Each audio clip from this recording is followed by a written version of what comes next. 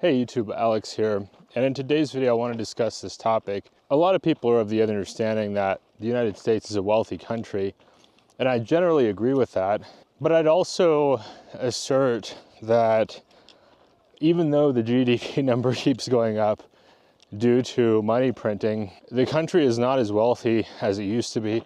You might ask, what does this have to do with expat life? Well, I think it's spurring people to become expats. I think that's part of the reason why, in my opinion, it's probably one of the unifying reasons why so many people want to move abroad.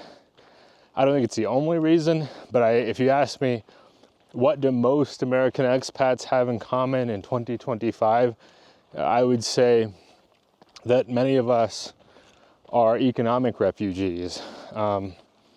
We can't maintain the standard of living in the United States that we grew up with in many cases, or we don't believe the economy has enough opportunity such that in our lifetimes we're going to be able to achieve those economic milestones, or many of us will not. I think part is true for young people.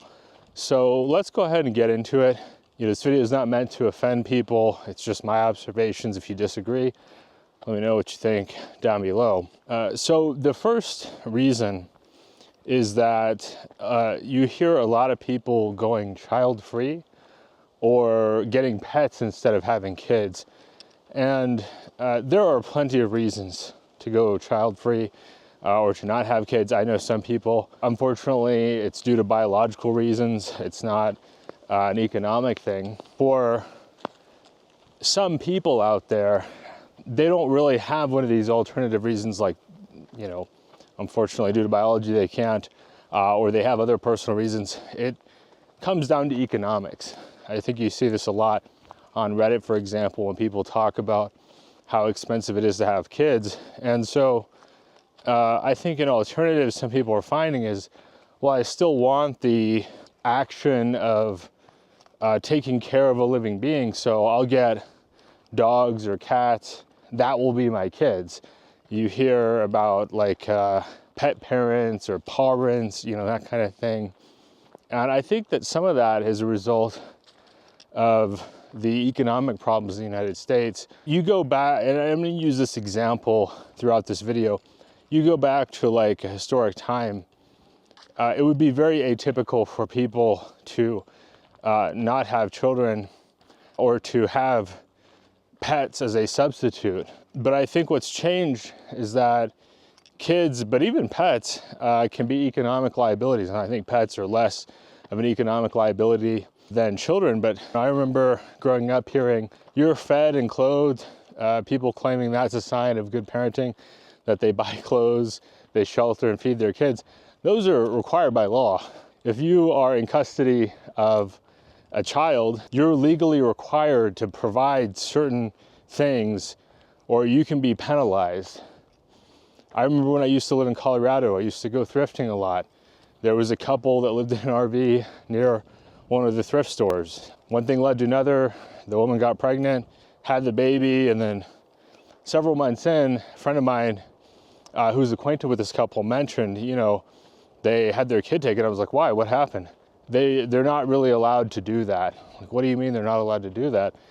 Well, you can't really raise a kid in an RV and then commit some kind of crime. And then when CPS gets involved, they see, oh, you're living in an RV. Denver gets really cold. So an RV may be sufficient for part of the year, but there's months where it's far too cold to safely live in an RV. I know some people do it anyway, but when it comes to kids, you've got to meet certain standards. As public schools get worse, a lot of people have concerns about public school systems.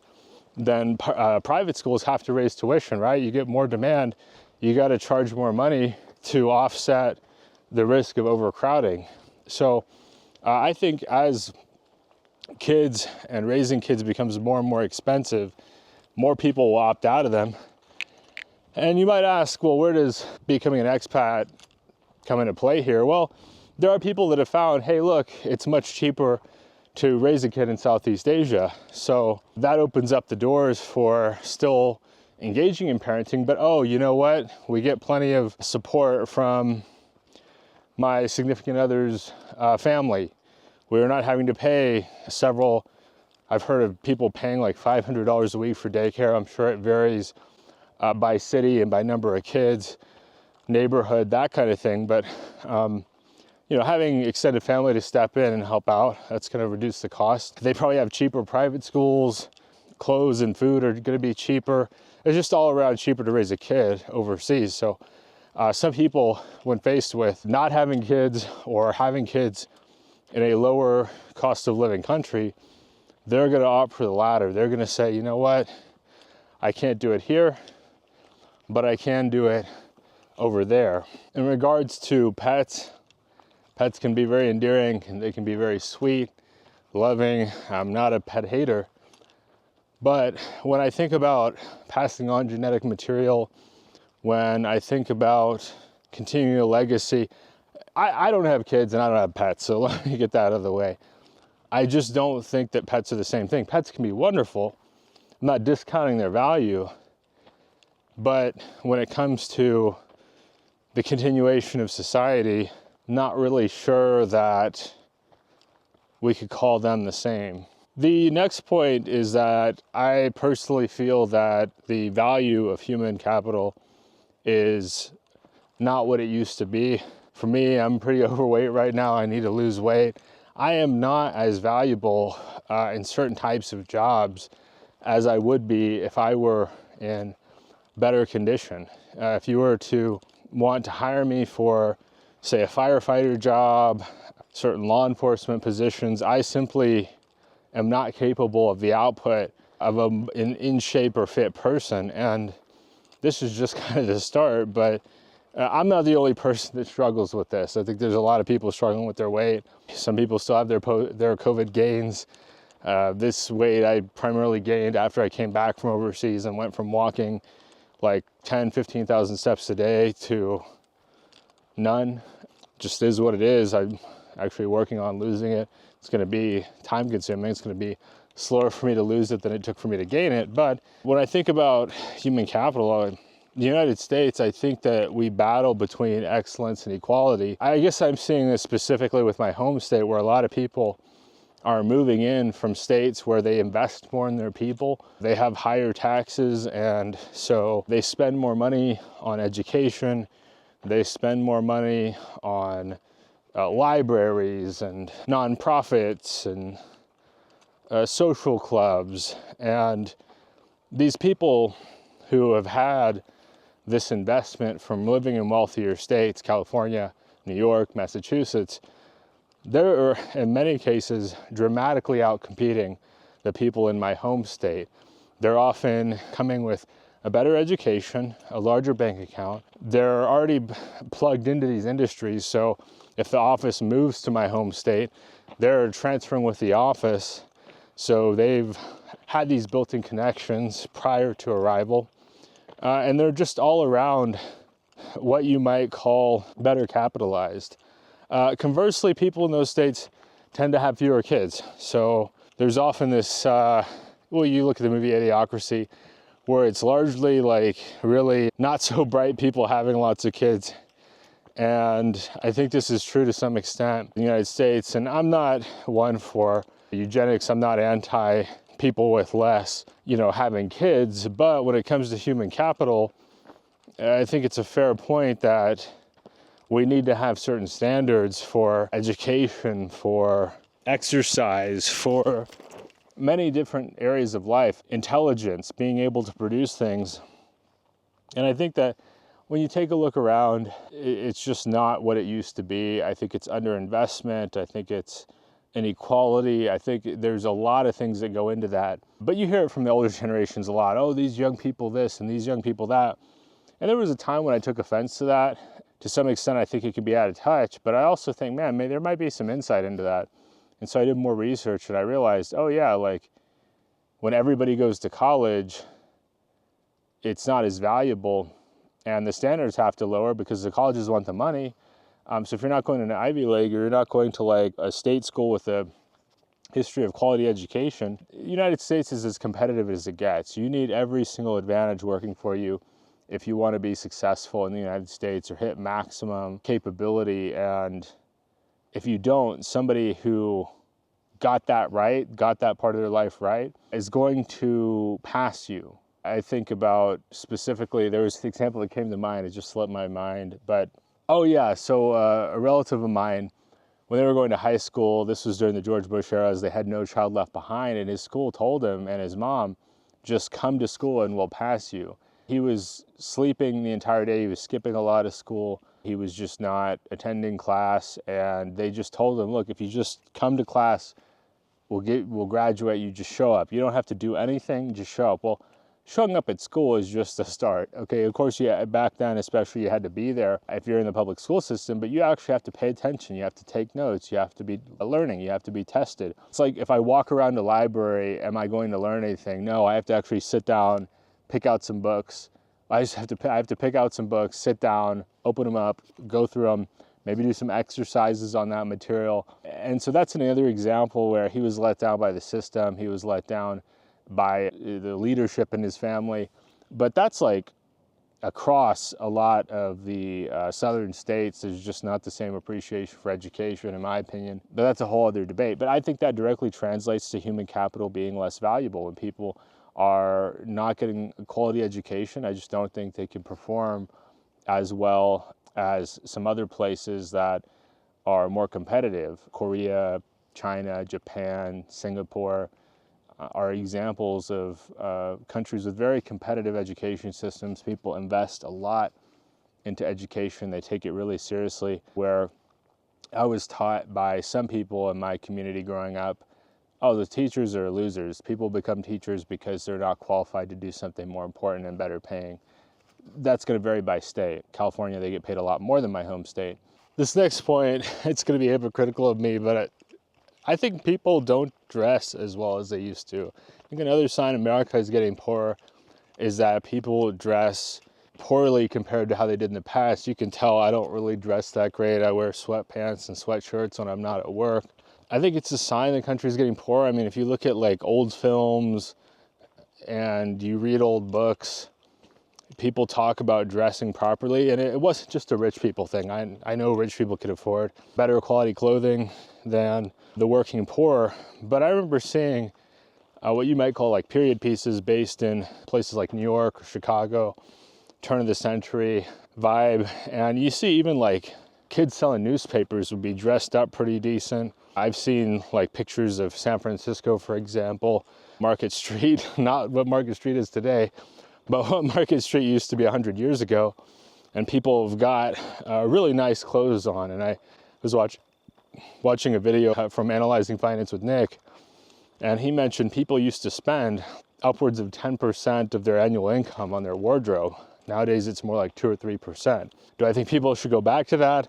I don't think it's realistic with housing taking up a larger portion of income, but I think it's just worth noting when you're not dressed as well, I personally think it causes me to be a little bit sloppier, a little bit less tuned in, a little bit less ready to go.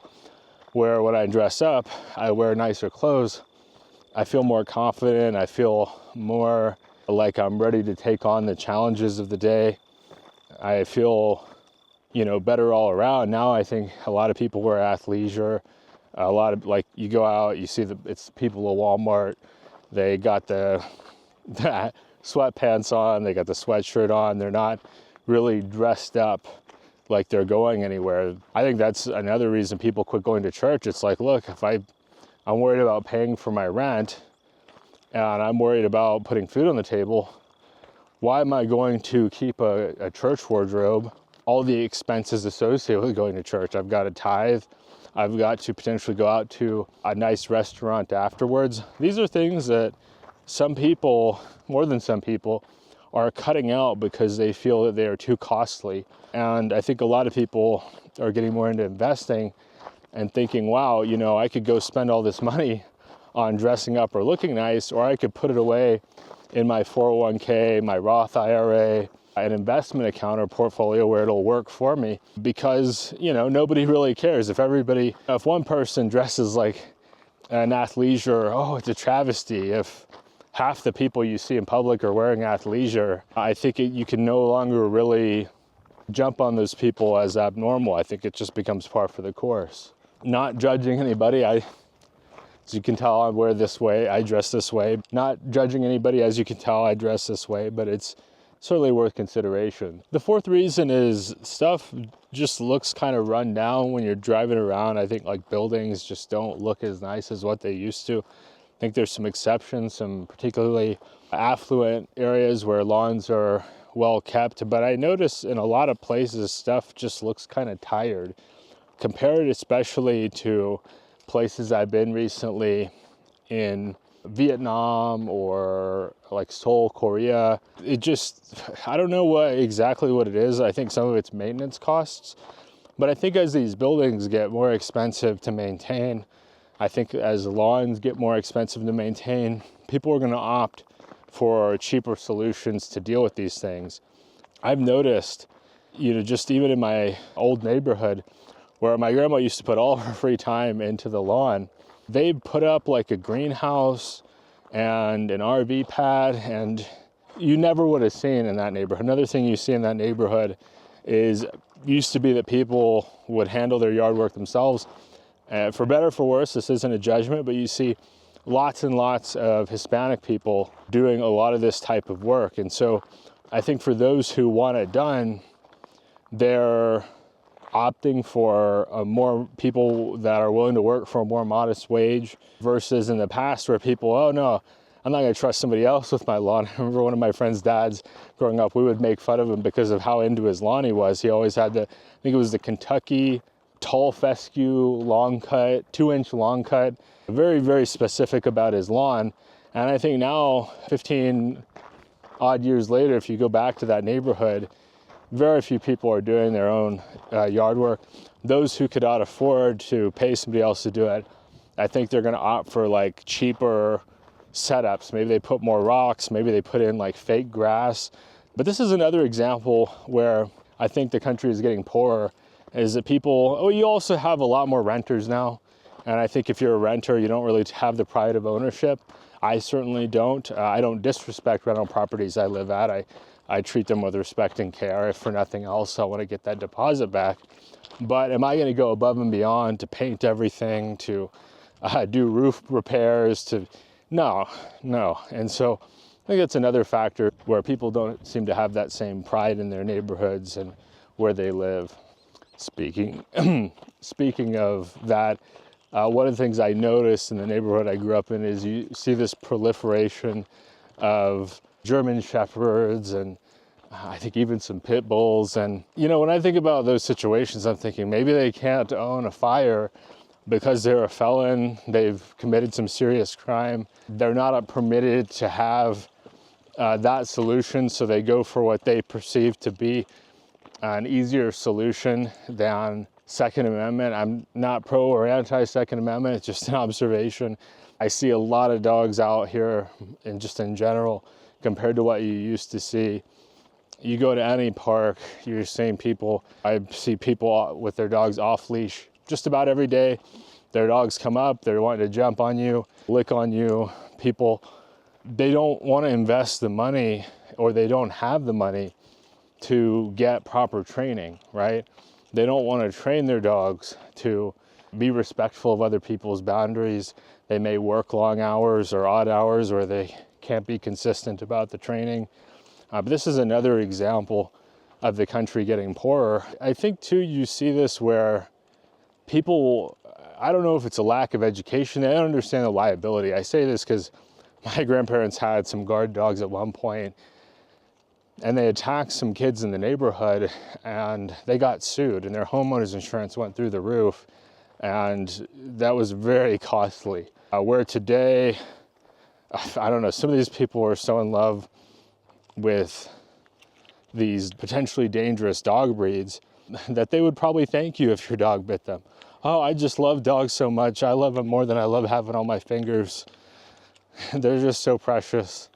Yeah, it's another sign that the society is getting poorer. Just an observation, not a dog hater. but I don't think they're a substitute for people. The fifth point is the normalization of whack job behavior. You see this on the news. I don't know exactly if you could pinpoint it to one circumstance or another, but people losing their cool in public. I see it a lot. People seem much more tense and stressed out due to the economy, due to people becoming poorer. You just see people more sarcastic, more confrontational, more aggressive. When I was growing up, I always thought of America as a shining beacon on the hill, and these people that hold themselves to a higher standard than other countries. And now that I'm an adult and the economy is not what it was when I was a kid, it was very strong when I was a kid, I see people that act in very uncouth ways in public on a regular basis. And this is across the United States. People playing loud music in public, people talking on their phone loudly in public. You see it at the airport. I've seen a lot of funny videos of people getting arrested at airports. I have some friends that work in law enforcement, and talking to them is always a enlightening conversation, just discussing the way some people behave, the way they act totally wacko. And I think some of this might have been spurred on. I mean, I say it's economic, but some of it also, I don't know if it's chicken or the egg, but reality TV, we all have seen people on reality television shows doing all kinds of crazy stuff. Like, I think of Jersey Shore specifically as an example of a show where people are acting really wild, but there's a lot of shows that display people behaving in a really unsophisticated manner, let's say.